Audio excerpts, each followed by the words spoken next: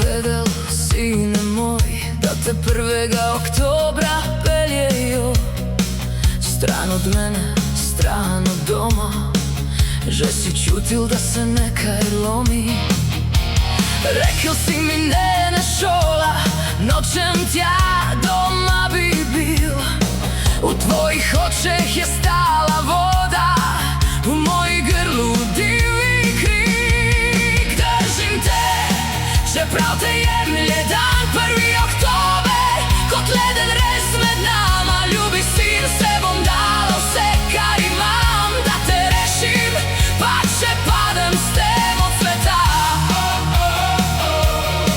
Ne pustim te, slišal boš moj glas, skozi stene, skozi vsak njihov ukaz. Ljubi sin, se bom dala vse, kar imam, če je zadnje, kar na svetu še storim za nas.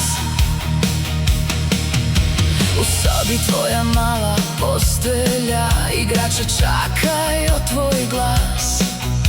V kotu torba prazna, tuja, kot tu je ta njihov prav.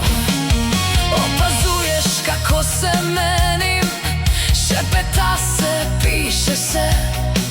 Ti pa šepneš, mama, bojim se, jaz pa gore z rokami